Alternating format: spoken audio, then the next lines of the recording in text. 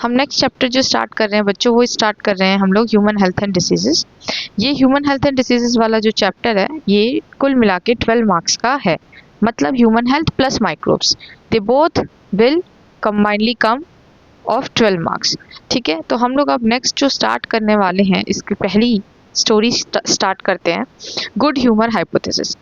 Good humour hypothesis basically इसका मतलब ये है कि हमारी बॉडी के अंदर, आप लोगों ने नाम सुना होगा वात पित्त ये सब करके, तो ये आयुर्वेदा में वर्ड्स यूज होते हैं कि हमारी बॉडी में ऐसी बहुत सारी चीज़ें होती है जो हमारे हेल्थ के लिए रिस्पॉन्सिबल होती हैं। ठीक है, इसको हिपोक्रेट्स और हमारा आयुर्वेदिक सिस्टम जो है माना करता है, अभी भी मानता है। ठीक है, जैसे हमारी बॉडी के अंदर येलो बाइल है, ब्लैक बाइल है, अगर ब्लैक बाइल का कंटेंट बढ़ गया है इसका मतलब हमें फीवर होगा, ऐसे करके माना जाता था।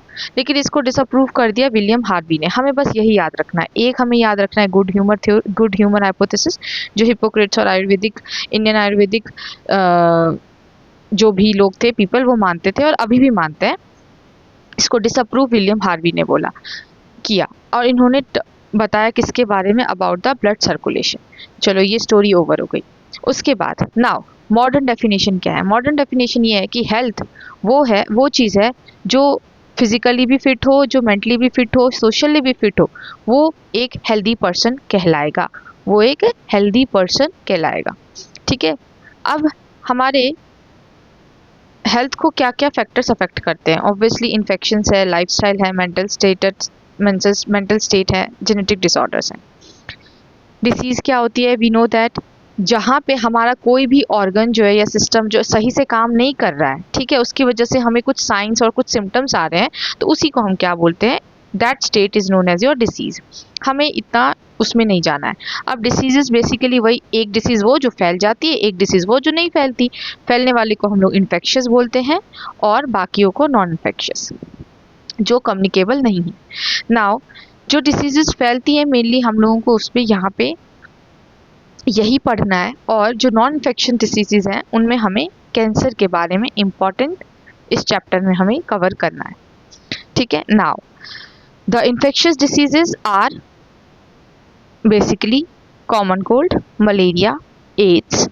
ठीक है, ये सब किसकी वजह से हो रहे हैं? एजेंट्स कौन है जो इन्फेक्शन क्रिएट कर रहे हैं? वही हमारे माइक्रोब्स। अभी हमने वेलफेयर में पढ़ा, अब हमें वो नुकसान कैसे पहुंचाते हैं हमें वो भी पढ़ना है। तो माइक्रोब्स में हमें ये 3 चीज़ें हम लोगों ने देखी हैं। एक और आता है हमारा माइक्रोब में, protozoans, bacteria, virus, fungi and protozoans.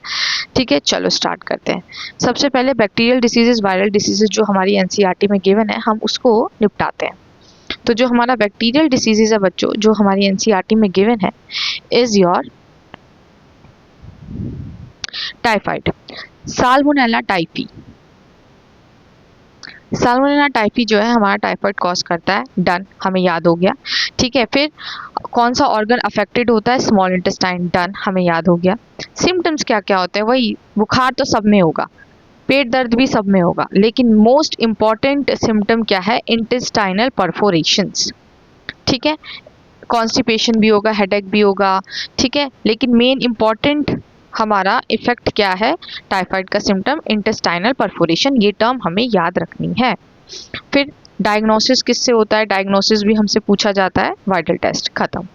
एक हिस्टोरिकल नोट क्या है आपकी एनसीईआरटी में दिया हुआ है कि एक मेड थी मैरी मेलन, जिसको टाइफाइड मैरी के नाम से जाना गया है। इसको टाइफाइड कभी नहीं हुआ, इसको टाइफाइड नहीं हुआ, बट ये कैरियर थी टाइफाइड की। बेसिकली दूसरों के घरों में खाना बनाती थी और उसी के थ्रू ये टाइफाइड घर घर में फैलाया करती थी। ठीक है, now let's move to the next bacterial disease, that is pneumonia.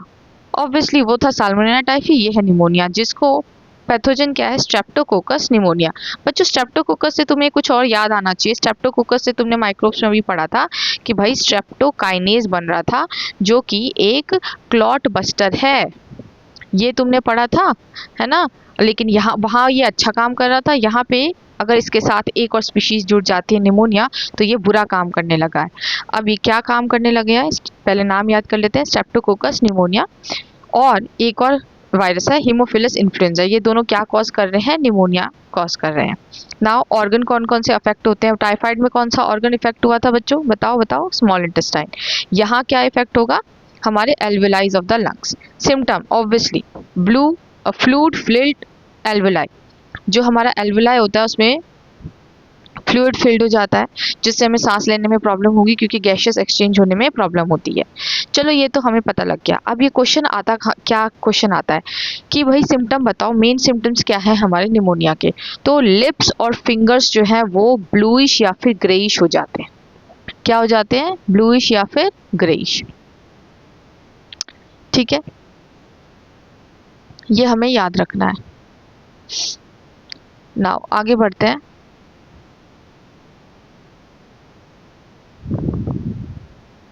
Viral diseases पे, है ना। वायरल डिसीजेस में भाई बस एक डिसीज दिया हुआ है आपकी एनसीईआरटी में, एक और है एचआईवी, जो हम और आगे पढ़ेंगे, एड्स अलग से। तो पैथोजन है राइनो वायरस, सींग निकली हुई है इसकी। अफेक्टेड ऑब्वियसली हमारा नोज और रेस्पिरेटरी पैसेज, लेकिन लंग्स नहीं, not lungs, very important. Viral disease है, लंग्स को नहीं इफेक्ट कर रहा है, सिर्फ हमारे रास्ते को इफेक्ट कर रहा है। सिम्टम ऑब्वियसली नाक का बहना या फिर नाक का रुक जाना, डिस्चार्ज होना या कंजेशन हो जाना, सोर थ्रोट, खराश होना, कफ हो जाना, headache, usually last for 3 to 7 days। Done, खत्म हो गया हमारा ये भी। हमने वायरल डिसीज और अच्छा यहाँ पे एक टर्म और आती है बच्चों, हॉर्सनेस, HOARSENESS, हॉर्सनेस। हम ये भी, इसको भी खराशी की तरह से हम टर्म मान लेते हैं, तो ये भी आपका बेसिकली एक सिम्टम है। हमारा वायरल डिसीज और बैक्टीरियल डिसीज डन हो चुका है। नाउ अब आते हैं हम प्रोटोजोन डिसीजेस पे। प्रोटोजोन डिसीजेस में सबसे पहला डिसीज आ रहा है आपका अमीबियासिस। ठीक है, अमीबियासिस बेसिकली एक ऐसा प्रोटोजोन डिसीज है जो कि किससे होता है, इसको हम बच्चों अमीबिक डिसेंट्री भी बोलते हैं। किससे होगा? Entamoeba histolytica. दोनों के नाम सेम सेम है, पैथोजन का भी नाम सेम है और बीमारी का भी नाम सेम है, तो हमें ये याद रखना है। ठीक है, अमीबा एंटामीबा हिस्टोलिटिका, एंट लिख दिया, फिर अमीबा लिख दिया, और फिर हिस्ट्री में इसका नाम दर्ज किया जाएगा हिस्टोलिटिका। फिनिश। देखो बच्चों, एंटो का मतलब ना इंटेस्टाइन से होता है। अभी टाइफाइड तो स्मॉल इंटेस्टाइन को अफेक्ट कर रहा था, ये इफेक्ट करता है लार्ज इंटेस्टाइन को। ऑब्वियसली इंटेस्टाइन को अगर अफेक्ट कर रहा है तो कॉन्स्टिपेशन होगा ही होगा, पेट में दर्द होगा ही होगा, एब्डोमेन पेन, क्रैम्प्स भी होंगे, और स्टूल के अंदर जो हमारा फीकल मैटर होता है, जो हम सुबह सुबह जाते हैं, उसमें म्यूकस आने लगेगा एक्सेस, और ब्लड क्लॉट्स आने लगते हैं। ठीक है, ये आपको याद रखना है। कुछ कुछ मेन सिम्टम्स है, फिर से देखो ज़रा, यहाँ पे मैं थोड़ा सा और वो करके दिखाती हूँ, एक बॉक्स बना के। अभी जो हमने टाइफाइड पढ़ा, टाइफाइड में तुम्हें याद रखना है कि भाई इंटेस्टाइनल परफोरेशंस हो रहे थे। क्या हो रहे थे? इंटेस्टाइनल परफोरेशंस। फिर तुमने जब निमोनिया पढ़ा, तो निमोनिया में जो है वो ग्रे ब्लू लिप्स हो रहे थे, लिप्स एंड फिंगर्स। ठीक है, फिर उसके बाद तुम ये इंपॉर्टेंट जो चीज़ पढ़ रहे हो, एंटामीबा हिस्टोलिटिका से जो हम लोगों का अमीबियासिस हो रहा है। ठीक है, अमीबियासिस, अमीबियासिस जो हो रहा है बच्चों, इससे क्या हो रहा है? इससे जो स्टूल है, जो फीकल मैटर है, उसमें ब्लड क्लॉट्स आ रहे हैं। ठीक है, ब्लड क्लॉट्स आ रहे हैं और म्यूकस का सिक्रीशन ज़्यादा है। तो ये कुछ चीज़ें हमें याद रखनी है। ओके, और इसका कैरियर कौन है? इसका कैरियर होता है हाउस फ्लाई। हाउस फ्लाई को हम लोग साइंटिफिकली नाम से जानते हैं, साइंटिफिक नाम है मस्का डोमेस्टिका।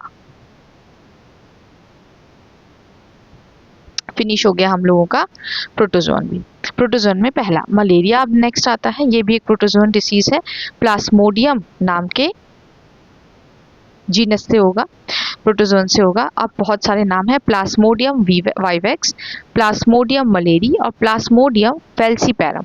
सबसे डेंजरस होता है हमारा फेल्सीपैरम। ठीक है, ऑर्गन्स कौन कौन से सबसे ज़्यादा अफेक्ट होते हैं इससे? रेड ब्लड सेल्स और लिवर भी अफेक्ट होता है। सिम्टम्स क्या है भाई? ठंड लग के हाई फीवर चढ़ जाना, चिल्स एंड हाई फीवर, बार बार होता है ये, तो इसलिए रिकरिंग बोल रहे हैं। हाई फीवर रिकरिंग होती है, ये बार बार आती है 3-4 दिनों में। और सीरियस वही मैलिग्नेंट मतलब खतरनाक मलेरिया कौन सा है, प्लाज्मोडियम फैल्सीपैरम। याद हो गया, याद हो गया। अब आते हम worms, round worms. Round worms aschelminthes helminthic diseases. सबसे पहला राउंड वॉर्म का डिसीज है एस्कैरियासिस। ये आपके प्रैक्टिकल एग्जाम में स्पॉटिंग में भी आता है। ठीक है, तो आपको ये अगर याद हो गया तो आपको दो जगह फायदा हो जाएगा।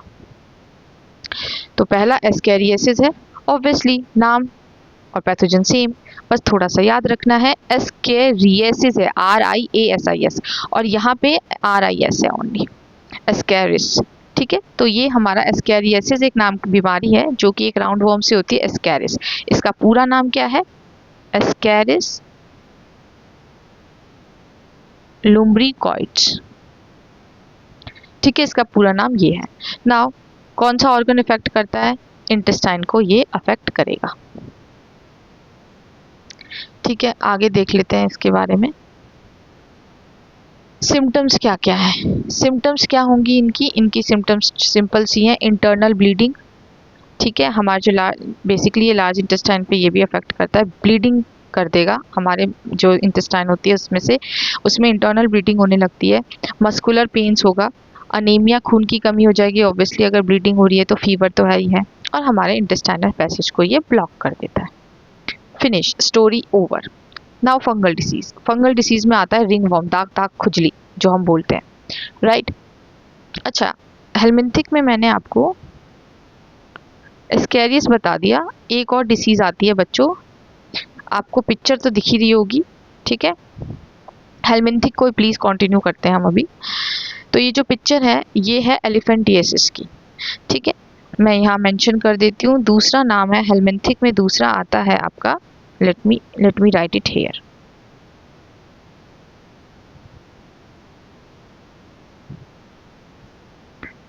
दूसरा हेलमिंथिक डिसीज जो है, सेकंड हेलमिंथिक डिसीज, आप इसे नोट करेंगे अपनी नोटबुक में। ठीक है, वो है एलिफेंटिएसिस, एलिफेंटिएसिस। इसको हम फिलेरिएसिस भी बोलते हैं, फिलेरिएसिस। अच्छा, इसका पैथोजन कौन है, जब हम पैथोजन की बात करें हम लोगों को हमेशा पैथोजन और ऑर्गन क्या इफेक्ट हो रहा है, सिम्टम क्या है, ये तीन चीजें हमें पढ़नी है। तो पैथोजन क्या है इसका, वुचरेरिया बैनक्रॉफ्टी, WUCHERE, ठीक है, ERERIA, बैनक्रॉफ्टी। या फिर एक ये नाम है और एक है वुचरेरिया मलेई, ये तो पैथोजेंस है। ठीक है, अब कौन सा ऑर्गन अफेक्ट हो रहा है इससे ऑर्गन इफेक्ट होता है lymphatic vessels, basically lower lymphatic vessels. ठीक है, और सिम्टम्स क्या क्या है, इन्फ्लामेशन, आप देख पा रहे हो कि इसकी बॉडी में इन्फ्लामेशन हो गया लोअर नोड्स पे। ठीक है, तो ये क्या कॉज कर रहा है बच्चों, इन्फ्लामेशन। तो मैं यहाँ पे लिख देती हूँ, सिम्टम्स क्या है इसके, इन्फ्लामेशन, सूजन हो जाना, इन्फ्लामेशन ऑफ द ऑर्गन्स। ठीक है, और कौन कौन से जो हमारे ऑर्गन्स होते हैं वो डीफॉर्म हो जाते हैं, मतलब खराब हो जाते हैं बेसिकली, जैसे लिम्स, लोअर लिम्स हो गए, मेनली मेल्स में होता है ये देखा गया है, जेनाइटल्स, ठीक है, एट्सेट्रा, ये हम लोग करके आते हैं। अच्छा, इसके बेसिकली अब यहाँ पे भी हमें कैरियर या वेक्टर जो इसको कैरी करता है वो भी याद रखना है। तो वेक्टर है फीमेल क्यूलेक्स, ये भी एक मच्छर है बच्चों, मॉस्किटो क्यूलेक्स। एक सेकेंड, या मॉस्किटो क्यूलेक्स। ऑलराइट, डन, खत्म हो गया हमारा। नाउ आते हैं हम फिर से अब फंगल डिसीजेस पे। फंगल डिसीजेस की अगर हम लोग बात करें तो इसमें आता है रिंगवॉर्म। कौन कौन से पैथोजेंस है, स्पोर बनाते हैं फंगस, हमें पता है, तो माइक्रोस्पोरम। ठीक है, स्किन पे कॉज करते हैं तो एपिडर्मिस, स्किन, तो यहाँ पे लिख देते हैं epidermophyton, microsporum, epidermophyton, trichophyton. Done done done, skin, nail, scalp, hair where सब कुछ, हर जगह जो है ये अफेक्ट करता है। अपीयरेंस क्या है, सूखा पड़ जाना, appearance of dry scaly lesions. Lesions मतलब तुमने दांत देखा होगा जो ऐसे ऐसे करके लाल लाल कलर का दिखता है गर्दनों पे। आप अगर देख पा रहे हो तो इधर अगर आप देख पा रहे हो इस तरीके का कुछ लीजन्स। ऑलराइट, तो फंगल डिसीज है, तो लीजन्स होंगे विद इंटेंस इचिंग, खुजली होती है, thrives in heat and moisture. मतलब कि फंगल डिसीज जो है ज़्यादातर बढ़ती कब है, जब वहाँ पे मॉइस्चर कंटेंट ज़्यादा हो, जैसे टोज के बीच में। ठीक है, इसीलिए हमें अवॉइड करना चाहिए किसी का या इन्फेक्टेड इंडिविजुअल का टावल, कॉम या क्लॉथ्स यूज़ करने से। सो ये हमारा ख़त्म हो गया बैक्टीरियल, फंगल, प्रोटोजोअन। नाउ हम चलो अब करते हैं स्टोरी स्टार्ट मलेरियल साइकिल की। बड़ा ही आसान साइकिल है, 2 जगहों में बट जाता है मलेरियल साइकिल। 2 होस्ट होते हैं उसमें, एक होता है मलेरिया का host mosquito anopheles, female anopheles is the mosquito. दूसरा होस्ट होता है खुद ह्यूमन। आप ये देख पा रहे हैं, आपकी एनसीईआरटी का डायग्राम है। ठीक है, अब स्टेप बाय स्टेप अगर हम लोग चलें तो होता क्या है, एक्चुअली मच्छर के गट में, एनोफिलीज के गट में एक इन्फेक्टिव प्लाज्मोडियम प्रेजेंट होता है। प्लाज्मोडियम वाइवेक्स या कोई भी हो, कोई भी प्लाज्मोडियम है, उसके पास एक इन्फेक्टिव स्टेज होता है उसका, जिसको हम स्पोरोजोइट्स बोलते हैं।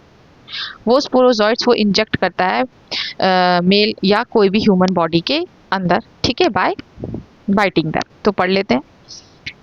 सबसे पहला bite, an infected mosquito bites a human and injecting the sporozoites. तो हमें ये बात याद रखनी है कि स्पोरोजोइट्स को इंजेक्ट किया गया, पहला स्टेप क्लियर।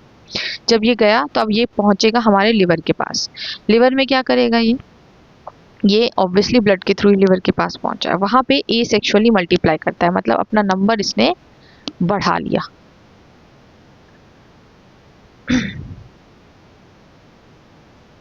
ठीक है बच्चों, उसके बाद what will happen after that, the parasite bursts। एक सेकेंड,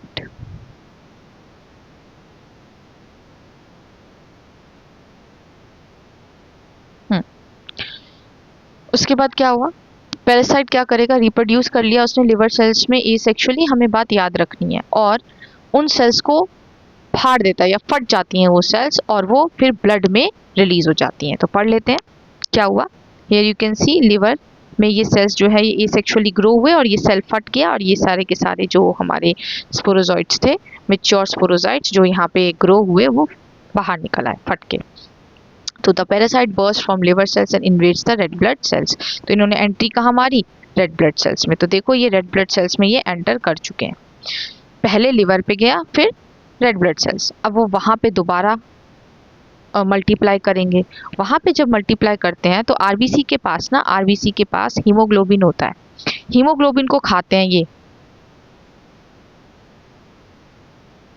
ये जो है हीमोग्लोबिन को खाते हैं। जब ये हीमोग्लोबिन को खाएंगे बच्चों, तो ये एक टॉक्सिन रिलीज करते हैं इसको खाने के बाद, उसका नाम है हीमोजोइन। ये ऐसा टॉक्सिक है जो जिसकी वजह से हमें ठंड लग के बुखार चढ़ जाता है, causing the cycle of fever and chills. उसके बाद जैसे जैसे ये काम कर रहे हैं, as you can see, then what will they do. पहला काम सुनिए, कुछ पैरासाइट गेमेटोसाइट्स में डेवलप होते हैं और कुछ जो है वो हीमोजोइन को रिलीज कर रहे हैं। कुछ क्या कर रहे हैं, बेसिकली ये साइकिल चलती चली जाएगी, ऐसे ही खा रहे हैं, हीमोजोइन रिलीज कर रहे हैं, लेकिन कुछ ऐसे आरबीसी में हमारे स्पोरोजॉइट्स होंगे जो गेमेटोसाइट्स बना लेंगे। फिर से समझो, कुछ ऐसे स्पोरोजॉइट्स, मैं स्पोरोजॉइट्स बना रही हूँ, ये स्पोरोजॉइट्स ने क्या किया, आरबीसी को खाना शुरू किया और रिलीज किया हीमोजोइन। और कुछ जो हैं, कुछ आरबीसीज जो हैं वो गेमेटोसाइट्स बना रहे हैं, उनके अंदर स्पोरोजॉइट्स अपने गैमेट्स बना रहे हैं, गेमेटोसाइट्स बना रहे हैं, मेल और female. Here you can see male और फीमेल गेमेटोसाइट्स। अब क्या होगा, ये हमारा ह्यूमन का पूरा साइकिल था कि ह्यूमन में मलेरियल साइकिल कैसे काम करता है। ठीक है, अब ये बात और याद रखोगे कि ह्यूमंस के अंदर इसका मतलब ये एसेक्सुअली रिप्रोड्यूस कर रहे हैं।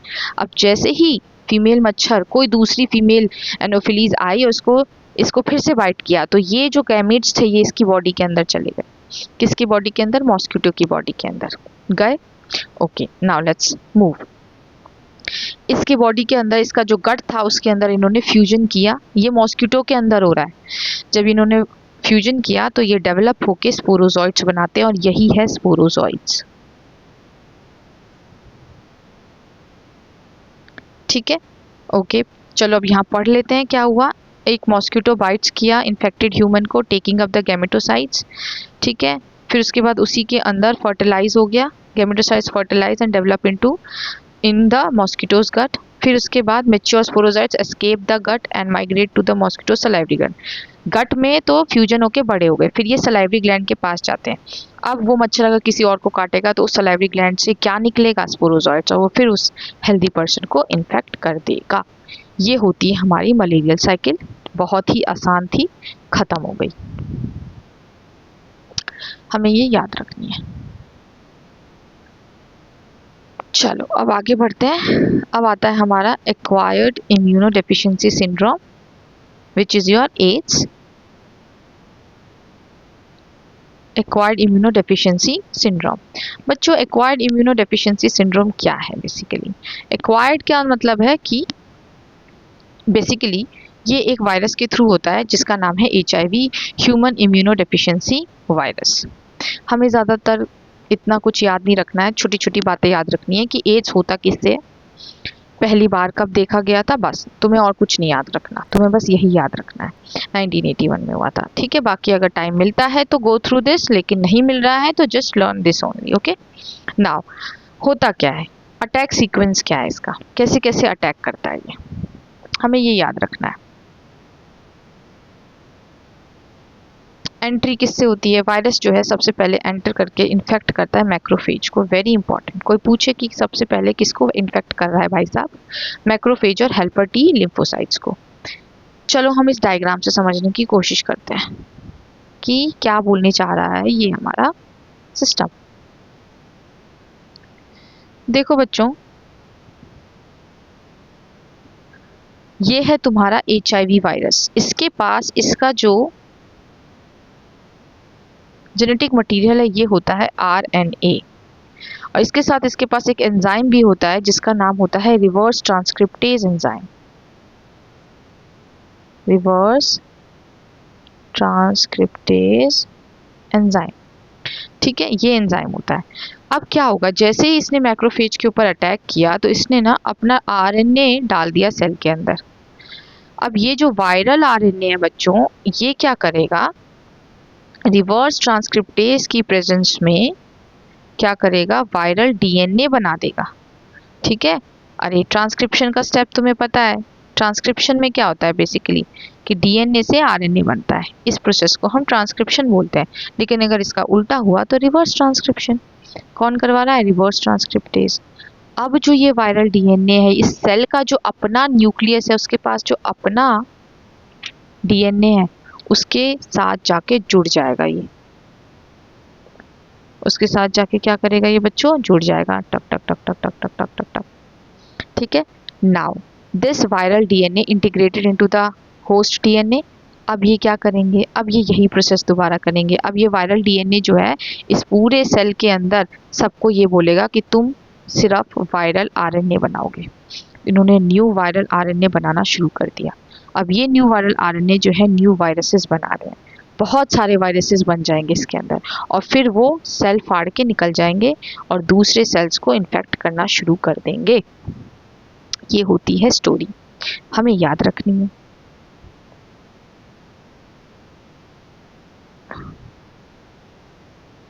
देख लो, और सबसे ज़्यादा एक्चुअली में हमें ये भी याद रखना है एक इम्पॉर्टेंट पॉइंट कि जो हमारा मैक्रोफेज है, यहाँ पे सबसे ज़्यादा HIV वायरसेस हमें देखने को मिलते हैं अगर कोई पर्सन इन्फेक्टेड है, इसलिए इसको हम HIV फैक्ट्री बोलते हैं। इसको क्या बोलते हैं हम लोग? HIV factory. HIV की फैक्ट्री है ये। Story over. ठीक है, ट्रांसमिशन कैसे होता है? ऑब्वियसली सेक्सुअल कांटेक्ट की वजह से, या फिर किसी का सीरिंज उठा लिया, शेयरिंग इन्फेक्टेड निडल्स, जो जिसको एड्स था वही वाला उसी वाले निडल से खुद कुछ भी, कोई भी ऐसी चीज़ उसी को यूज़ कर लिया ब्लड टेस्टिंग के लिए या कुछ भी डॉक्टर्स ने, बट अब नहीं करते। या फिर ट्रांसफ्यूजन हो गया, एड्स वाला ब्लड जो था वो ट्रांसफ्यूज हो गया किसी के अंदर, mother to child via placenta भी हमारा ट्रांसफ्यूजन होता है। डायग्नोस कैसे होगा बच्चों, ये पॉइंटर्स के अंदर लिखे हुए हैं, आपकी एनसीईआरटी को सिंप्लीफाई करके ये बनाया गया है, तो आपको ये याद रखना है, ठीक है। इसका डायग्नोस्टिक टेस्ट है एलाइसा, एंजाइम लिंक्ड इम्यूनोसॉर्बेंट एस्से। इसको हम पता कैसे लगाते हैं, हम इससे लगाते हैं। ये किस बेसिस पे काम करता है हमें याद रखना है, एंटीजन, अच्छे से लिख देती हूँ, एंटीजन, एंटीबॉडी इंटरैक्शन, ठीक है, इसके ऊपर काम करते हैं। डन।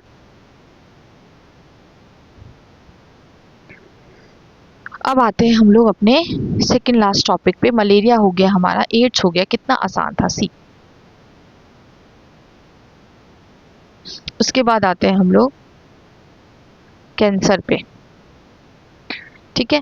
अब जो हमारा कैंसर स्टोरी है, ये जो कैंसर होगा, अब जो हमारा कैंसर होगा, ये कैंसर जो है नेक्स्ट टॉपिक है हमारा। अब इसमें क्या होता है, हमारे जो नॉर्मल सेल्स होते हैं ना बच्चों, ध्यान से देखोगे तो ये सेल्स खुद डिवाइड होते हैं, लेकिन जैसे ही ये किसी और सेल के साथ इंटरेक्ट होते हैं तो ये डिवाइड होना स्टॉप कर देंगे। मतलब मैंने ऐसे लिखा, ये एक सेल है, ये दूसरा सेल है, ये अब ये वाला सेल जो है, ये वाला सेल बच्चों ये डिवाइड हो रहा है, खुद को डिवाइड कर रहा है, ऐसे ऐसे ऐसे। लेकिन ये वाला सेल जैसे ही इसके कांटेक्ट में आया तो इस सेल ने अब डिवीजन रोक दी कि भाई अब मुझे डिवाइड नहीं होना, इतना ही मुझे डिवाइड होना था, मैं हो गया। इसको बोलते हैं हम लोग कि कांटेक्ट में आने से ये अपना डिवीजन इनहिबिट कर चुका है। तो इसके लिए हम एक टर्म यूज करते हैं, कांटेक्ट इनहिबिशन। क्या यूज करते हैं टर्म, कांटेक्ट इनहिबिशन। ये कांटेक्ट इनहिबिशन जो है ये हमें नॉर्मल सेल्स में देखने को मिलता है, लेकिन जो हमारे कैंसरस सेल्स होते हैं उनमें हमें ये कांटेक्ट इनहिबिशन देखने को नहीं मिलेगा। वो अब नॉर्मली डिवाइड होते चले जाएंगे, भले ही कांटेक्ट में आए हमें कोई फर्क नहीं पड़ता, हम तो डिवाइड होते चले जाएंगे। ये जो आपका एग्रीगेट सेल्स बनता है और ये ना एक कैप्सूल से कवर होता है, इसको हम नियोप्लास्ट कैप्सूल भी बोलते हैं, ठीक है। तो ये कहलाता है हमारा tumour. Actually they have lost the contact inhibition वाला power, so they divide continuously forming the masses of the cells which is known as your tumor. अब ट्यूमर भी दो तरीके के होते हैं, एक होता है अच्छा ट्यूमर, एक होता है बुरा ट्यूमर। अच्छा ट्यूमर होता है बेनाइन ट्यूमर, जो नहीं फैलेगा, एक जगह है तो एक ही जगह रहेगा, ठीक है। और एक होता है बुरा ट्यूमर जो फैल सकता है जगह जगह। Now we can read it, remain confined to their original location, do not spread to the other parts, cause relatively little damage. जो बुरा ट्यूमर होता है उसको हम मैलिग्नेंट ट्यूमर बोलते हैं। ये जो फैलता है ना जगह जगह जगह, इस प्रक्रिया को हम मेटास्टेसिस बोलते हैं।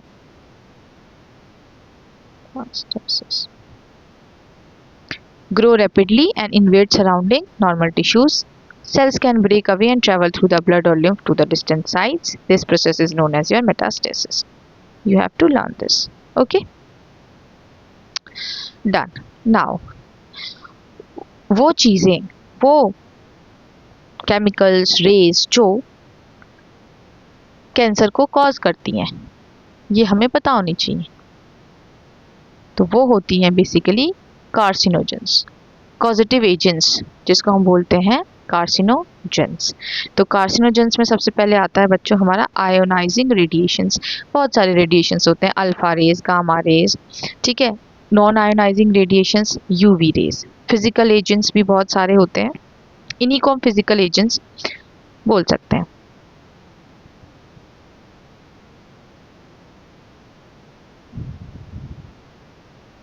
नहीं बच्चों, इनको हम फिजिकल एजेंट्स नहीं बोलेंगे। ये एक कॉज है, दूसरा कॉज है फिजिकल एजेंट्स, ठीक है। तीसरा कॉज है केमिकल एजेंट्स। केमिकल एजेंट्स के अंदर आता है जैसे tobacco, okay.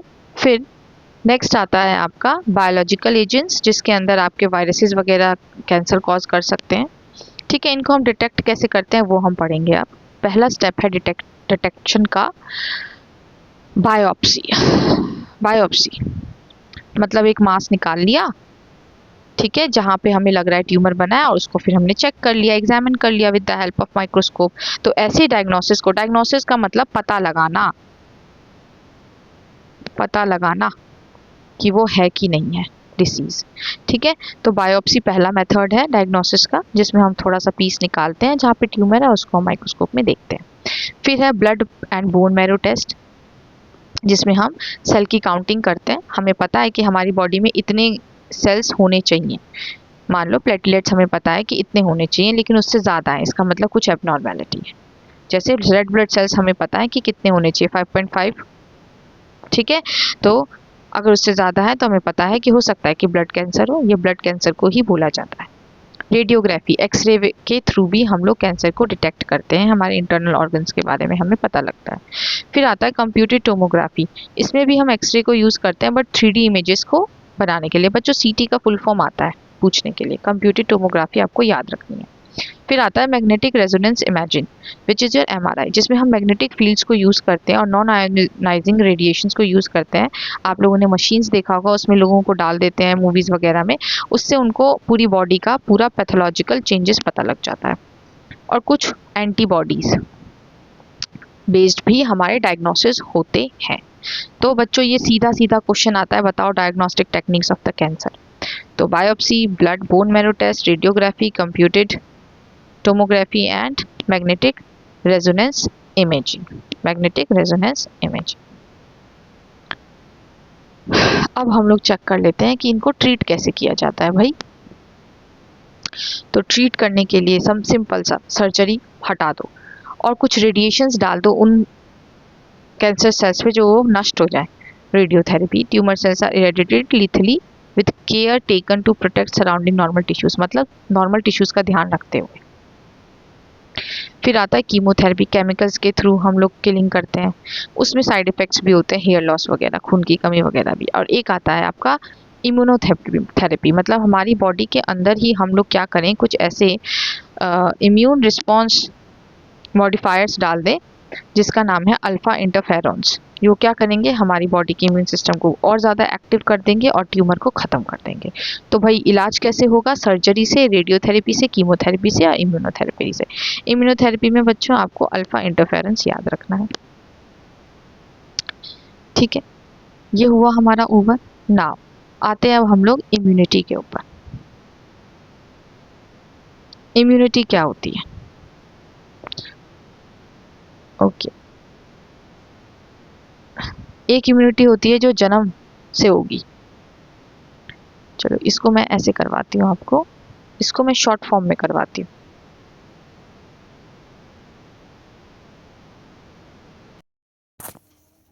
Immunity,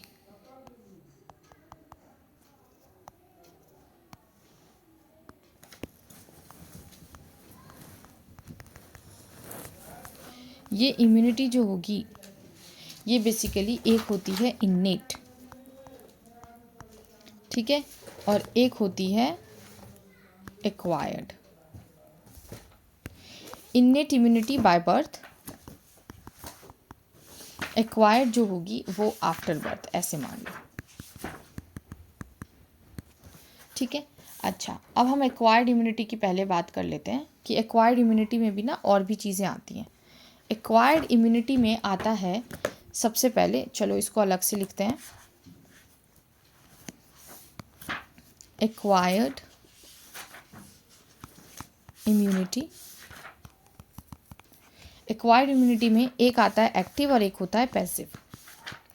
active immunity होती है एक्टिव एक्वायर्ड इम्यूनिटी और एक होती है पैसिव एक्वायर्ड इम्यूनिटी। अब एक्टिव इम्यूनिटी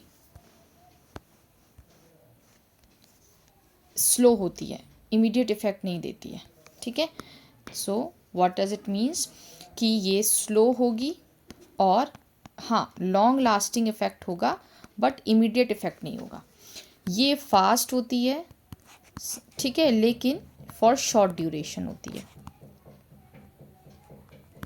चलो ये भी दो तरीके की होंगी, एक होती है natural acquired immunity, natural active immunity, जिसमें हम लोगों को कोई नेचुरल इन्फेक्शन हो गया, जैसे चिकन पॉक्स हो गया, और चिकन पॉक्स के अगेंस्ट हमारी बॉडी ने नेचुरली एंटीबॉडीज़ बना ली, नेचुरल, और एक होती है आर्टिफिशियल, जैसे वैक्सीनेशंस वगैरह।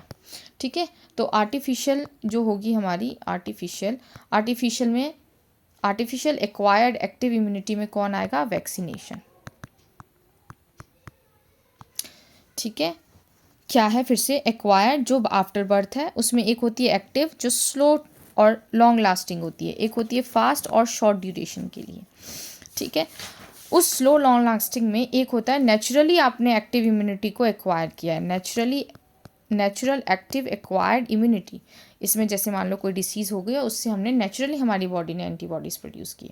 आर्टिफिशियल मतलब हमने अपनी बॉडी को कुछ दिया है जिसकी वजह से हमारी बॉडी ने उस हिसाब से एंटीबॉडीज़ प्रोड्यूस किए, लेकिन वो लॉन्गर टाइम के लिए रहने वाले हैं। पैसिव में भी एक होता है नेचुरल कौन सा पैसिव इम्यूनिटी है, ये दिया जाता है by mother to the babies, और वो क्या है, कोलोस्ट्रम एक पैसिव इम्यूनिटी का एग्जाम्पल है। कोलोस्ट्रम जो है उसमें कौन से टाइप का एंटीबॉडी प्रेजेंट होता है, इसको बोलते हैं हम IgA, इम्यूनोग्लोबिन ए। नेचुरल, अब ये है आर्टिफिशियल में क्या है, आर्टिफिशियल डॉक्टर के द्वारा दिया जाता है, मतलब मान लो किसी को सांप ने काट लिया तो फटाक से उसको सही करना है, फटाक से उसको एक्वायर्ड इम्यूनिटी देनी पड़ेगी। ठीक है, अब वो फटाक से जो इम्यूनिटी देते हैं वो शॉर्ट ड्यूरेशन के लिए है, लेकिन वो जल्दी काम करेगी, तो एग्जाम्पल दे सकते हैं हम एंटीवेनम। ठीक है, स्टोरी ख़त्म हो गई। अब आते हैं इननेट में।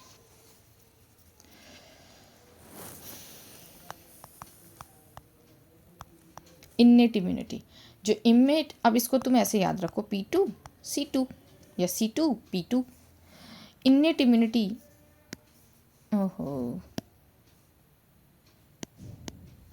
इननेट इम्यूनिटी जो है 4 टाइप की होती है। एक होता है फिजिकली बाय बर्थ हमें कौन सा इम्यूनिटी मिला है, तो जैसे स्किन और म्यूकस, फिनिश।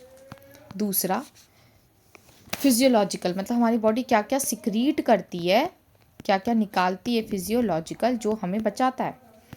तो पहला है HCl, दूसरा है सलाइवा, तीसरा है हमारे आंसू जिसके अंदर एंजाइम्स होते हैं जो हमें बचाते हैं, लाइजोजाइम नाम के, तीसरा है यूरिन। फिर सेलुलर, ऐसे हमारे कौन से सेल्स हैं जो हमें इम्यूनिटी देते हैं, तो मैं इसको लिखूंगी सेलुलर में आता है हमारे WBCs। ठीक है, जिसके अंदर WBCs में कौन सा है, neutrophils, monocytes, natural killer cells, ठीक है, और मैक्रोफेजेस। आपकी NCERT इसको PMNL भी बोलती है, पॉलीमॉर्फो न्यूक्लियो लिम्फोसाइट्स या ल्यूकोसाइट्स। ठीक है, अच्छा, नेक्स्ट आता है अब हमारा चौथा, सेलुलर के बाद साइटोकाइन, मतलब हमारे कुछ ऐसे बैरियर्स जो क्या कर रहे हैं, हमारे साइटोप्लाज्म में जाके हमारी हेल्प करते हैं। ठीक है, मतलब ये बेसिकली होता क्या है कि ये एक सेल है, इसको वायरस ने इन्फेक्ट कर दिया है, वायरस ने इन्फेक्ट करा, तो ये कुछ ऐसे केमिकल्स रिलीज करेगा जिसका नाम है इंटरफेरॉन्स। ये जाके अच्छे सेल्स को बता देंगे कि भाई सारे दरवाजे बंद कर लो, सारे दरवाजे बंद कर लो, इन्फेक्शन आ गया है, और ये मेनली वायरल इन्फेक्शन के टाइम पे ही रिलीज़ होता है। ठीक है, ख़त्म हो गया हमारा ये वाला स्टोरी भी। अब आगे स्टोरी बढ़ाते हैं। मैंने तुम्हें एक्वायर्ड इम्यूनिटी के बारे में बता दिया, अब हमें क्या पढ़ना है, एक्वायर्ड इम्यून रिस्पॉन्स, मतलब हमारी बॉडी के अंदर जो एक्वायर्ड इम्यूनिटी आती है उसके लिए कौन कौन से ऐसे इम्यून रिस्पॉन्स करते हैं। एक्वायर्ड इम्यून रिस्पॉन्स, तो सबसे पहला है कि हमारे जो लिक्विड या फ्लूइड है वो रिस्पॉन्स करता है, तो ऐसे इम्यून रिस्पॉन्स को हम ह्यूमोरल इम्यूनिटी भी बोलते हैं, ह्यूमोरल इम्यूनिटी।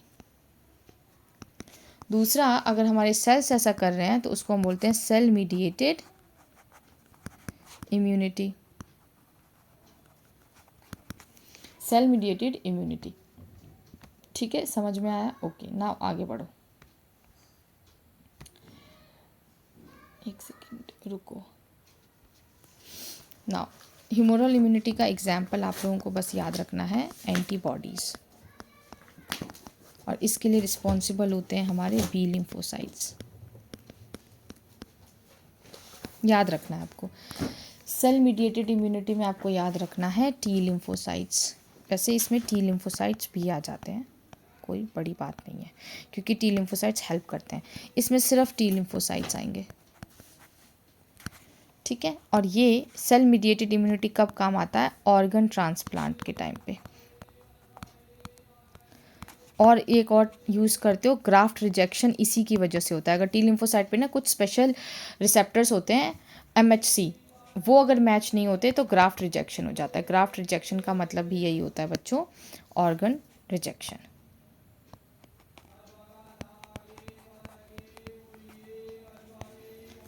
ठीक है, थोड़ा सा ये हमारी स्टोरी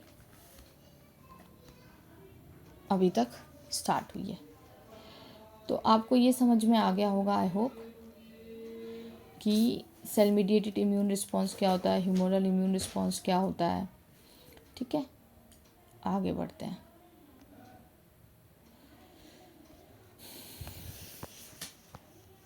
अब वापस से हम उसी पे आते हैं।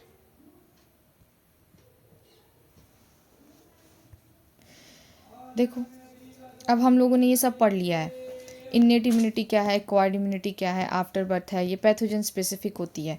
और इन्नेट इम्यूनिटी जो है ये नॉन स्पेसिफिक है, मतलब बीमारी आपको कोई भी हो लेकिन आपको कुछ कॉमन रिस्पॉन्सेज आएंगे ही आएंगे, जैसे फीवर होगा ही होगा, तो ये नॉन स्पेसिफिक होता है, ये बाय बर्थ है। इसकी मेमोरी होती है ऑब्वियसली एक्वायर्ड इम्यूनिटी की, इसकी कोई मेमोरी नहीं होती है। ठीक है, now let's move on the next one. ये भी पढ़ लिया, physical barrier, physiological barrier, cellular barrier, cytokine barrier. ठीक है, अब हम लोगों ने ह्यूमोरल इम्यूनिटी भी पढ़ लिया, राइट। हमने सेल मीडिएटेड इम्यूनिटी भी पढ़ लिया कि ग्राफ्ट रिजेक्शन होता है इससे, अगर ये मैच ना करे तो। ठीक है, ओके। नाउ अब हम पढ़ते हैं एंटीबॉडी के बारे में। एंटीबॉडी जो हमारा ह्यूमोरल इम्यून रिस्पॉन्स के लिए रिस्पॉन्सिबल होता है। अच्छा, इससे पहले जब आपकी बॉडी पहली बार आपको कोई भी बीमारी पहली बार होती है, तो उस टाइम पे हमारी बॉडी जो इम्यून रिस्पॉन्स देती है वो लो इंटेंसिटी का होता है, तभी हमें उस बीमारी से लड़ने में टाइम लग जाता है, ज़्यादा समय लग जाता है, क्योंकि धीरे काम कर रही है, लो इंटेंसिटी में। उसको हम प्राइमरी रिस्पॉन्स बोलते हैं बच्चों। क्या बोलते हैं हम उसे? Primary response. ठीक है, लेकिन हम जब वही बीमारी, सेम बीमारी दोबारा होती है, तो हमारा इम्यूनिटी जो है वो हाई रिस्पॉन्स का हो जाता है, हाईली इंटेंसिफाइड होता है। उसको हम सेकेंडरी रिस्पॉन्स या अनएमनेस्टिक रिस्पॉन्स बोलते हैं। बच्चों याद रखना है इसे, लो रिस्पॉन्स, लो इंटेंसिटी का रिस्पॉन्स किसका होता है? प्राइमरी रिस्पॉन्स का। हाई इंटेंसिटी का कौन होता है? Secondary response. ठीक है, क्योंकि वो ये इसलिए हाई इंटेंसिफाइड होती है बिकॉज उसके पास मेमोरी है बॉडी के पास। तो ना इसका ग्राफ भी आता है ऐसे करके, मैंने ये एग्ज़ाम में भी दिया था। ये है प्राइमरी और ये है सेकेंडरी, ये लो इंटेंसिटी और ये हाई इंटेंसिटी इम्यून रिस्पॉन्स। ठीक है, इस तरीके से। अब हम लोग करते हैं हमारा एंटीबॉडी स्ट्रक्चर को स्टडी। ये जो एंटीबॉडी स्ट्रक्चर है बच्चों, ये थोड़ा सा इनकम्प्लीट है, इसको हम कंप्लीट करेंगे, ऑब्वियस सी बात है। देखो यहाँ पे आपको डाइसल्फाइड, ये डाइसल्फाइड बॉन्ड्स हैं, ये एक एस है, ये दूसरा एस है, डाइसल्फाइड बॉन्ड। ठीक है, ऐसे करके एक डाइसल्फाइड बॉन्ड यहाँ भी होता है। Let me make it like that. ये आप अपनी बुक में देखेंगे ऐसे। सेम इधर भी ऐसा ही होता है, डाइसल्फाइड। डाइसल्फाइड है ऑब्वियसली क्योंकि एंटीबॉडी बनती है हमारी, प्रोटीनिशियस स्ट्रक्चर है ये, तो ऑब्वियसली और ये जुड़े होंगे हमारे डाइसल्फाइड से ही। सेम यहाँ पे भी ऐसे ही होगा, मैं ऐसे बना दे रही हूँ अब डाइसल्फाइड। ठीक है बच्चों, आप खुद से इसको कंप्लीट करेंगे।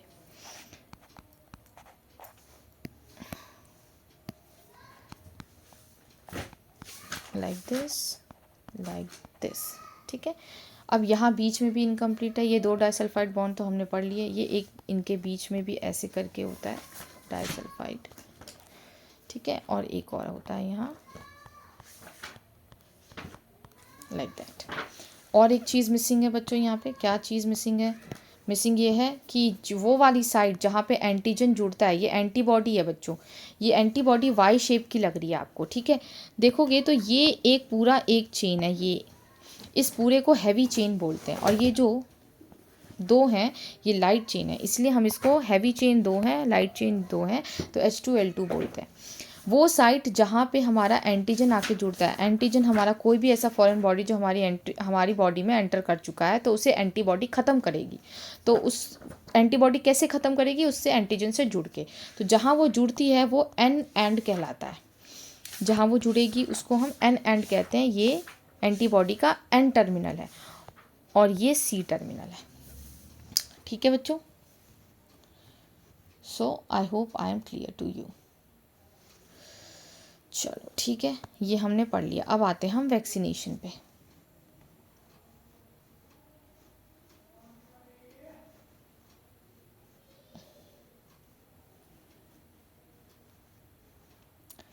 चलो, तो वैक्सीनेशन जब हम लोग स्टार्ट करने वाले हैं, वैक्सीनेशन में हमें पता है कि दो तरीके की वैक्सीनेशन होती है। वैक्सीनेशन बेसिकली होती क्या है? ये बेसिकली क्या होगा हमारी बॉडी के अंदर जब, चलो इसको हम पहले समझते हैं फिर हम यहाँ वापस आएंगे।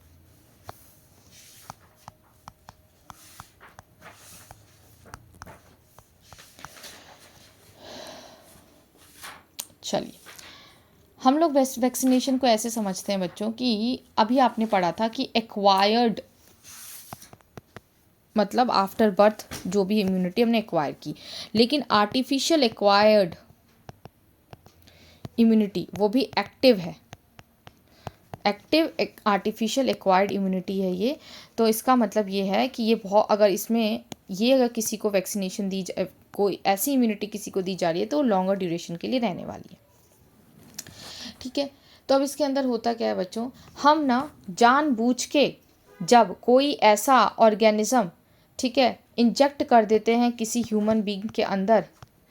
ठीक है, जैसे मान लो कोई वायरस है, उसका वायरुलेंट पार्ट जो कॉज करने वाला था कोई बीमारी, उसको मैंने वीक करके, वीक वायरस या फिर उसका कोई पार्ट, ठीक है, मैंने या फिर उसका कोई प्रोटीनिशियस पार्ट इंजेक्ट कर दिया मैंने ह्यूमन बीइंग में। अब उसकी बॉडी क्या करेगी? उसके अगेंस्ट एंटीबॉडी प्रोड्यूस करेगी नेचुरली। इसी प्रोसेस को हम वैक्सीनेशन कहते हैं। ठीक है, ये एंटीबॉडीज़ जो होती हैं ये मेमोरी रखती हैं, इनके पास मेमोरी होती है इस वायरस की। तो दोबारा से अगर कोई यही सेम वायरस एंट्री करेगा तो ये मेमोरी सेल्स एंटीबॉडीज़ को एक्टिव करके फिर ख़त्म कर देंगी। लॉन्गर ड्यूरेशन के लिए ये चीज़ होती है। तो ये एक्टिव वैक्सीनेशन भी एक्टिव और पैसिव टाइप की होती है। Let's understand this. Obviously based on property of memory of the acquired immune system. ठीक है, तो इसके अंदर क्या होगा बेसिकली, पैसिव इम्यूनिटी में क्या आएगा बच्चों? ये तो हम पढ़ चुके हैं, active immunity, passive immunity, we have done that. ठीक है, वी हैव डन दैट, ये सब हम लोगों ने पढ़ लिया है। हमें बस वैक्सीनेशन के बारे में अच्छे से कम्प्लीटली पता होना चाहिए कि जब द प्रिपरेशन ऑफ एंटीजेनिक, मतलब एंटीजन प्रोटीन है या कोई भी वायरस, एंटीजन मतलब कुछ भी, कोई भी फॉरेन पार्टिकल, उसका मैंने कोई प्रोटीन उठा लिया या इनएक्टिवेटेड वीकेंड पैथोजन उठा लिया, उसको मैंने बॉडी में इंसर्ट कर दिया, तो एंटीबॉडी प्रोड्यूस हुई बॉडी में। ठीक है, अब वो जनरेट करेगी memory cells, memory B cells and T cells, जो अब आगे दोबारा अगर वो हमारी बॉडी में आता है तो उसको जल्दी से पहचान के उसको ख़त्म कर देगी। अभी मॉडर्न टेक्नोलॉजी आ रही है RDT, वो हम बाद में पढ़ेंगे किसके लिए आ रही है, हेपेटाइटिस बी के लिए। तो ये हमारी स्टोरी अभी ख़त्म हो गई। अब एक टाइप का और डिसीज़ होता है, ऑटो इम्यून डिसीज़ बोलते हैं इसको, आपको थोड़ा सा याद रखना है। अच्छा बच्चों, वैक्सीनेशन को ना एक और नाम से जानते हो तुम लोग, इम्यूनाइजेशन। याद रखना, एनसीईआरटी में गिवन है, हम इसको याद रखेंगे। अब आते हैं हम एलर्जीज़ पे, very important topic, and auto immunity. Allergies कैसे होती हैं? एलर्जीज़ कैसे होती हैं? हमारी बॉडी के अंदर कुछ, अच्छा पहले ये बताओ, मैं ही बता देती हूँ। एलर्जीज़ बेसिकली ये होंगी कि हमारी बॉडी को किसी चीज़ से ना, हमारी बॉडी उसको सही से रिस्पॉन्ड नहीं कर पा रही है, तो हमारी बॉडी उसके लिए बहुत ही डिफरेंट रिस्पॉन्स देती है, ठीक है। एंड एग्जेजरेटेड रिस्पॉन्स, मतलब बहुत ज़्यादा एग्जेजरेटेड रिस्पॉन्स दे रही है। अब एग्जेजरेटेड मतलब बहुत ज़्यादा छींके आना, मान लो कि कोई धूल घुस गया, वो धूल एक एलर्जन है जो कॉज कर रहा है एलर्जी, तो हमारी बॉडी उसके लिए बहुत ही घटिया रिस्पॉन्स देगी, जैसे आंखों में आंसू आ जाना, छींक पे छींक, नाक बह जाना, ठीक है, किसी को बुखार हो जाता है, ऐसे करके। तो एलर्जी की डेफिनेशन है exaggerated response of the immune system. वो जो एलर्जी कॉज करते हैं उनको हम एलर्जेंस बोलते हैं, सब्सटेंसेस दैट कॉज एलर्जी, जैसे डस्ट, पॉलेंस, एनिमल डेंडर, ठीक है। वो एंटीबॉडी जो रिस्पॉन्सिबल है हमारे एलर्जेंस से जुड़ने के लिए, वो है IgE। ये एंटीबॉडीज़ जो होती हैं, बाहर जो एलर्जेंस होते हैं बच्चों, ये एलर्जेंस हैं, ये आते हैं हमारी बॉडी में अगर, तो IgE उसके साथ जुड़ जाती है। अब ये कौन से सेल के ऊपर प्रेजेंट है? ये बेसिकली मास्ट सेल है, मास्ट सेल पे प्रेजेंट होता है। जैसे ही एलर्जन हमारे IG मतलब बच्चों इम्यूनोग्लोबिन, हम लोग एंटीबॉडी को इम्यूनोग्लोबिन भी बोलते हैं, इम्यूनोग्लोबिन E, ये होता है मास्ट सेल पे। जैसे ही एलर्जन प्रेजेंट जुड़ता है हमारे इससे, तो हमारे मास्ट सेल्स कुछ चीज़ें प्रोड्यूस करते हैं, कुछ केमिकल्स। उन केमिकल्स का नाम है, एक का नाम है सेरोटोनिन और एक का नाम है हिस्टामिन। इसी की वजह से हमें बहुत सारी छींकें आती हैं। इसीलिए इनसे बचने के लिए हम दवाई कौन सी लेते हैं, मेडिसिन कौन सी लेते हैं? हम लेते हैं एंटी हिस्टामिन, ठीक है। Here you can see mast cells release chemicals, histamine, serotonin, sneezing, watery eyes, फलाना ढिमकाना। यूज़ कैसे? एंटी हिस्टामिन यूज़ करो, एड्रेनलिन यूज़ करो और कुछ स्टेरॉइड्स। तुम यूज़ मत करो, डॉक्टर के पास जाना है इसके लिए। अब आते हैं हम ऑटो इम्यून डिसऑर्डर पे। ऑटो इम्यून का मतलब है, ऑटो मतलब खुद से, मतलब हमारे खुद के सेल्फ के सेल्स जो हैं वो सेल्फ इम्यून सेल्स, हमारे खुद के इम्यून सेल्स हमारे खुद के सेल्स को ख़त्म कर रहे हैं, ठीक है। दोस्त दुश्मन हो गया अब। तो मेमोरी बेस्ड एक्वायर्ड इम्यूनिटी, अब यहाँ पे होता क्या है?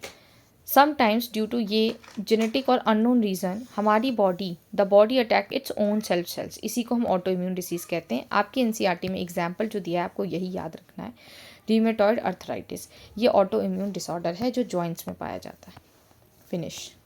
लास्ट टॉपिक आता है आपका ड्रग एब्यूज़। बहुत आसान है बच्चों, इसको फटाफट से हम लोग क्लियर करेंगे, ठीक है। नाउ सबसे पहला ड्रग आता है ओपियोइड्स। हमें इसमें क्या क्या बातें याद रखनी है? हमें याद रखना है ये प्लांट, पॉपी प्लांट, हमें ये स्ट्रक्चर याद रखना है। मॉर्फिन का पूछा जाता है, ये स्ट्रक्चर बताओ किसका है, तो ये स्ट्रक्चर सब जगह से बंद है, ये स्ट्रक्चर है मॉर्फिन का, ठीक है। एक और स्ट्रक्चर है आपकी एनसीईआरटी में, वो कुछ इस तरीके से बना हुआ है, ऐसे करके, ठीक है। ये ओपन स्ट्रक्चर है बच्चों, हमेशा याद रखना ये स्ट्रक्चर जो आपके कैनाबिनॉइड्स का है। चलो आगे देखते हैं, यहाँ नहीं है गिवन, कोई बात नहीं। सबसे पहले ओपियोइड्स आए, ठीक है। सोर्स ये पूछा गया था पिछले साल के पेपर में, बोर्ड के पेपर में पिछले साल आया हुआ है, ठीक है। पेपेवर सोमनिफेरन सोर्स प्लांट, जिसको हम पॉपी प्लांट भी बोलते हैं। साइंटिफिक नेम पूछा तो साइंटिफिक नेम लिखना पड़ेगा। किस किस बॉडी पार्ट को ये अफेक्ट कर रहा है? Mainly GIT, gastro intestinal tract, mainly इसको करता है, गैस्ट्रो इंटेस्टाइनल ट्रैक्ट, ठीक है, इसको अफेक्ट करता है। कैसे कैसे लिया जाता है? स्नॉटिंग, सूंघ के जैसे होता है, इंजेक्शन के थ्रू, ठीक है। ओपियोइड्स ये पूछे जाते हैं कि इनटेक मेथड बताइए, स्नॉटिंग और इंजेक्शन आपको याद रखना है। एग्जाम्पल याद रख लो अब बस, हेरोइन, स्मैक, मॉर्फिन। ये ओपियोइड डिप्रेसेंट्स होते हैं, बॉडी के फंक्शन को डिप्रेस कर देते हैं। मॉर्फिन एक अफेक्टिव पेन किलर है। नेक्स्ट आओ कैनाबिनॉइड्स में। कैनाबिनॉइड्स का ये आपको डायग्राम याद रखना है। इसका नाम है कैनाबिस सटाइवा। ये हमारे सेंट्रल नर्वस सिस्टम को अफेक्ट करता है बच्चों। ठीक है, अब देखो ये हम कहाँ से लेते हैं। देखो मैंने यहाँ पे पॉपी प्लांट लिखा है, लेकिन पॉपी प्लांट का क्या, लेटेक्स। कैनबिस सटाइवा प्लांट का क्या उठाते हैं, इनफ्लोरेसेंस मतलब फूल पत्ते। ठीक है, inflorescence of, inflorescence, flowers, leaves, resins, इन सब को हम लोग उठाते हैं कैनबिस सटाइवा। ये हमारा एक सोर्स प्लांट है जिससे कैनाबिनॉइड्स बनते हैं। सेंट्रल नर्वस सिस्टम को अफेक्ट करता है। इसको कैसे लिया जाता है, ओरली या फिर सूंघा जाता है, इनहलेशन। मतलब जैसे सिगरेट पीते हैं वैसे। स्नॉटिंग का मतलब नाक से सूंघना, इनहलेशन का मतलब सिगरेट की तरह इनहेल करना। ठीक है, दोनों में डिफरेंस होता है। नाउ इसमें क्या है, मैरिजुआना, हशीश, चरस, गांजा। ठीक है, ये सब क्या है आपके बेसिकली एग्जाम्पल्स हैं कैनाबिनॉइड्स के। ऑलराइट, और ये किसके ऊपर सबसे ज़्यादा अफेक्ट करता है बच्चों, रिसेप्टर्स हमारा ये है। और इफेक्ट किस पे करता है ये, कार्डियोवैस्कुलर सिस्टम पे।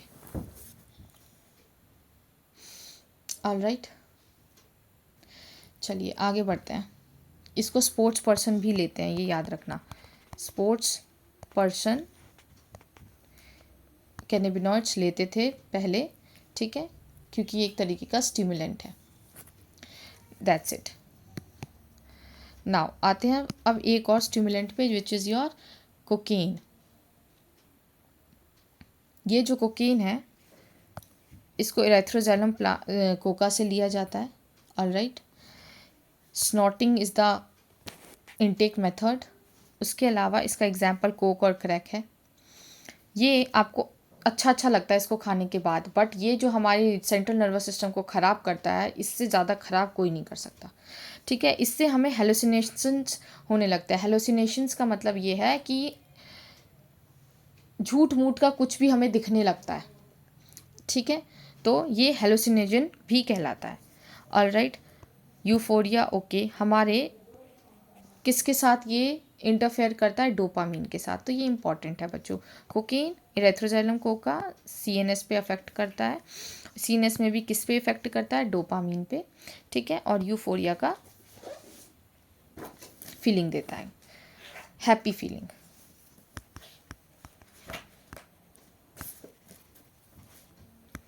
और इसको हम स्नोटिंग के थ्रू लोग लेते हैं। ठीक है, इसके अलावा और कौन कौन से जो हैं वो हमारे पास रह जाते हैं। एक रह जाता है हमारा हेलुसिनोजन। और भी कुछ हेलुसिनोजेंस हैं। हेलुसिनोजेंस एग्जाम्पल लिख लो तुम लोग, पीडीएफ में नहीं गिवन है तो। है एट्रोपा। ये हेलुसिनोजन का नाम कौन कौन से प्लांट से लिया जाता है, एट्रोपा, बेलाडोना और धतूरा से। ठीक है, ये इनसे लिया जाता है। ऑलराइट, तुमने प्लांट का डायग्राम देख लेना है उधर। ठीक है, नाउ नेक्स्ट अदर ड्रग्स क्या क्या हैं जो आपको याद रखने हैं। सिंथेटिक ड्रग्स हैं। पहला है बार्बिचुरेट्स। बार्बिचुरेट्स। दूसरा है बेंजोडिएज़ेपिन्स। बेंजो, ठीक है, डाइएज़ेपिन्स। तीसरा है एम्फीटामिन्स। एम्फीटामिन्स। ठीक है, ये सब बेसिकली पेशेंट्स को हेल्प करते हैं टू ट्रीट मेंटल इलनेस, जैसे कि depression, insomnia. They treat depression, insomnia, जो रात को नींद नहीं आती है ना, उसके लिए ये काम आते हैं। ठीक है, ये हमारा ख़त्म हो गया। उसके अलावा लास्ट हमारा अल्कोहल अब्यूज़ रह जाता है और टबैको वाला पार्ट। ठीक है, तो टबैको भी हम याद कर लेते हैं, मतलब कंप्लीट कर लेते हैं। सब कर लिया है तो ये भी हम करके ख़त्म करते हैं। अच्छा, एक और चीज़, हमने कैंसर ख़त्म कर लिया, हमने ओपियोइड्स ख़त्म कर लिया, हमने कैनाबिनॉइड्स ख़त्म कर लिया, हमने कोकेन भी कर लिया, हेलुसिनोजेंस भी यूज़ कर लिया हम लोगों ने। हमने लिम्फॉइड ऑर्गन्स अभी तक क्लियरली नहीं पढ़ा है, तो उसको हम लोग फटाफट से कंप्लीट कर लेते हैं, ठीक है। Then we will move to the other ones. ये सब आपको आपकी नोटबुक में लिखना है। लिम्फॉइड ऑर्गन्स में एक होता है वो ऑर्गन्स जो हमें हमारे इम्यून सेल्स को बनाते हैं, लिम्फोसाइट्स को बनाते हैं, ठीक है, ल्यूकोसाइट्स को बनाते हैं। पहला आता है प्राइमरी लिम्फोसाइट्स या लिम्फॉइड ऑर्गन्स, दूसरा आता है सेकेंडरी, या फिर मैं इसको पूरा ऐसे ही लिख देती हूँ, सेकेंडरी लिम्फॉइड ऑर्गन्स। जो प्राइमरी लिम्फॉइड ऑर्गन्स होते हैं बच्चों, उसमें आपको याद रखना है बोन मैरो आएगा, you have to learn this. और दूसरा है थाइमस, ठीक है।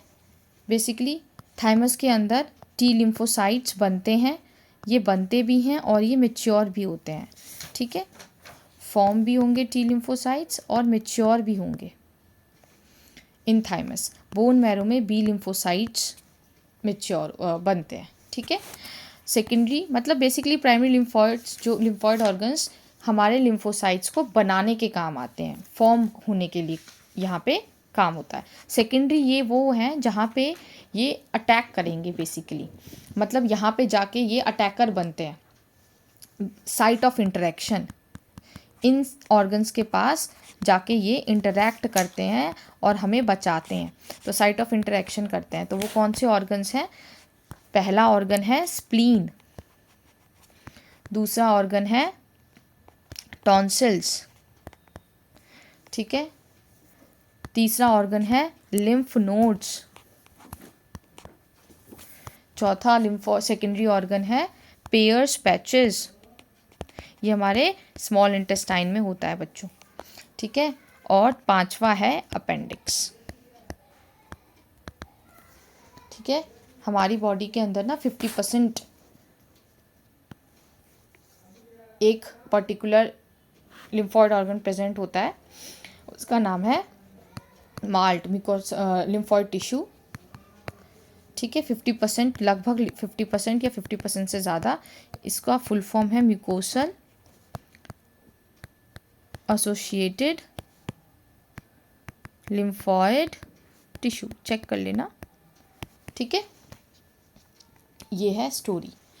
अब हम टोबैको पे वापस आ जाते हैं, हमारा बस थोड़ा सा ही रहता है, फिर हम लोगों का ये कंप्लीट हो गया।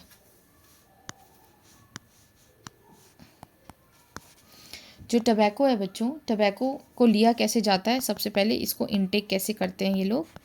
इनटेक है हमारा स्मोक्ड, ठीक है, चबाना, च्यूअर्ड, स्नफ करना, ठीक है।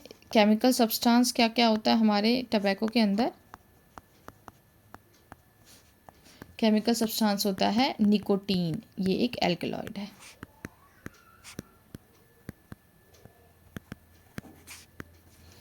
ठीक है। अब ये एक्शन क्या करता है? एक्शन क्या है इस निकोटीन का? ये हमारे एड्रेनिन और नॉर एड्रेनिन ग्लैंड को स्टिमुलेट करता है, ताकि हमें एनर्जी सा फील हो, ठीक है। तो इट एक्ट ऑन एड्रीनलिन, इनको रिलीज़ करवाएगा, टू रिलीज एड्रेनल ग्लैंड को के ऊपर स्टिमुलेट करवाएगा और बोलेगा कि भाई तुम इसको और इसको रिलीज़ करवाओ, नॉर एड्रेनलिन, ठीक है। उसके बाद रेस्पिरेटरी सिस्टम पे हमारा इसका क्या गलत इफ़ेक्ट होता है?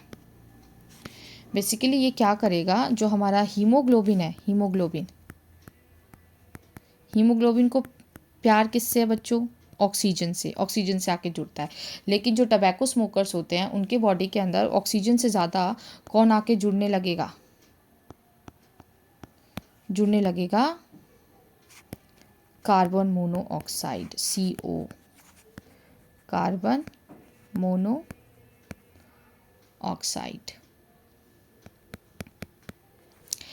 जिसकी वजह से क्या होगा, बॉडी में ऑक्सीजन नहीं पहुंच पाएगा और इंसान घुट के मर जाता है बेसिकली। ठीक है, ये ख़त्म हो गया। कॉमन डिसीज़ेज़ इससे क्या क्या होते हैं बच्चों, इससे कॉमन डिसीज़ेज़ हमें याद रखने हैं ना।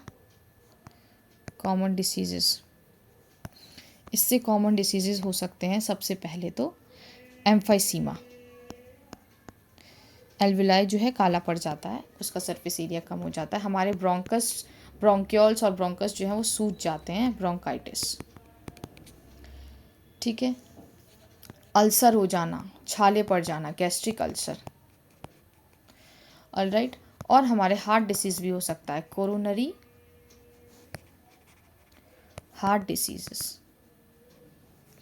ओके, और कौन कौन से कैंसर हो सकते हैं, रिस्क ऑफ कैंसर्स क्या क्या हैं, ओरल कैविटी में कैंसर, कैंसर किस किस से कैंसर, टोबैको खाने से क्या कैंसर, कौन कौन सी कैंसर हो सकते हैं, ओरल कैंसर हो सकता है, थ्रोट का कैंसर हो सकता है, लंग्स का कैंसर हो सकता है, यूरिनरी ब्लैडर का कैंसर हो सकता है। आई होप आपको सब चीज़ें क्लियर हो रही हैं। अब आते हैं लास्ट अल्कोहल अब्यूज़ पे। भाई अल्कोहल जो ज़्यादा खाता पीता है ना, ठीक है, उसको बस एक छोटी सी बीमारी हो जाती है, छोटी नहीं है हालांकि वो बहुत बड़ी बीमारी है, और आजकल सबको ही हो रही है क्योंकि सब पीयर प्रेशर में आके अल्कोहल अब्यूज़ बहुत ज़्यादा कर रहे हैं।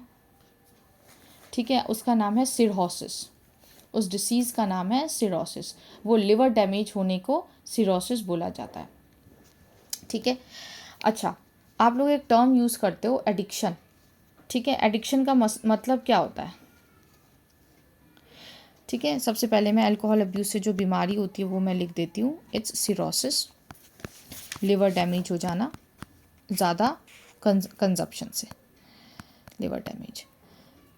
अल्कोहल का एडिक्शन हो जाता है, एडिक्शन का मतलब ये है कि आपको फ्रीक्वेंटली नीड होती है उस चीज़ की।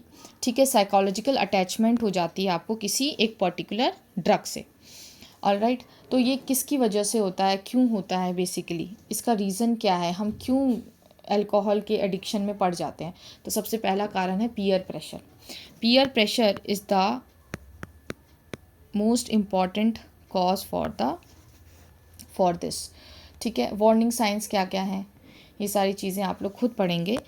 अब नेक्स्ट आता है विड्रॉवल सिम्टम। ये बस कुछ इंपॉर्टेंट टर्म्स हैं जो पूछे जाते हैं, मैं वही बता रही हूँ आपको ताकि आप कम समय में ज़्यादा अच्छे से पढ़ सकें। ठीक है, तो विड्रॉवल सिम्टम मतलब कि जब मैं उस ड्रग को आपसे दूर रखूं कुछ समय तक, चाहे वो अल्कोहल हो चाहे वो कोई भी हो, तो आप लोगों की बॉडी के अंदर कुछ ऐसे सिम्टम्स आते हैं। ठीक है, विड्रॉल सिंड्रोम भी बोलते हैं और सिम्टम भी बोलते हैं। तो ये जो चीज़ें हैं क्या क्या होती हैं, जैसे आपने संजू मूवी में देखा होगा, पहला सिम्टम अगर आप देखोगे तो पहला सिम्टम एंग्जाइटी होना, घबराहट हो जाना, नौशिया होना, ठीक है, शेकीनेस, हाथ पैर कांपने लग जाना, ठीक है, स्वेटिंग होना। ऑलराइट, ये सारी चीज़ें होती हैं। ओके, तो अब हम इसको अवॉइड कैसे कर सकते हैं, इसके लिए क्वेश्चन आता है, prevention is better than cure, ये क्वेश्चन आता है। बेसिकली सबसे पहला क्या प्रिवेंशन है कि अवॉइड कीजिए, पहला अवॉइड अनड्यू प्रेशर, बेमतलब का पीयर प्रेशर जो है उसको अवॉइड करना है। दूसरा है एजुकेशन और काउंसलिंग, एजुकेशन एंड काउंसलिंग।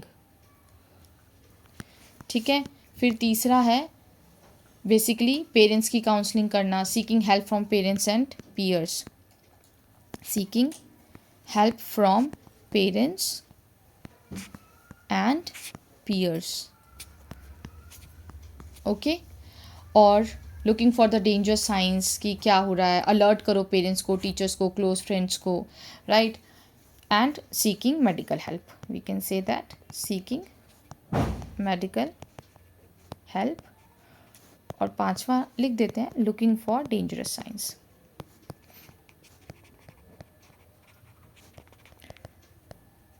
बच्चों, ये आपका आज ह्यूमन हेल्थ एंड डिसीज़ वाला चैप्टर ख़त्म होता है। अगर इसको आप बहुत अच्छे से कंप्लीट कर लेते हैं तो आज आपके 12 मार्क्स कंफर्म हो जाएंगे। इस चैप्टर को कंप्लीट करने के बाद, इस यूनिट को कंप्लीट हो जाने के बाद हम लोग जो हैं इनके PYQs करेंगे बोर्ड्स के, जो बोर्ड्स में इनसे क्वेश्चंस आए हुए हैं पिछले 5-6 सालों में, वो हम इसमें निपटाएंगे। So thank you, bye bye.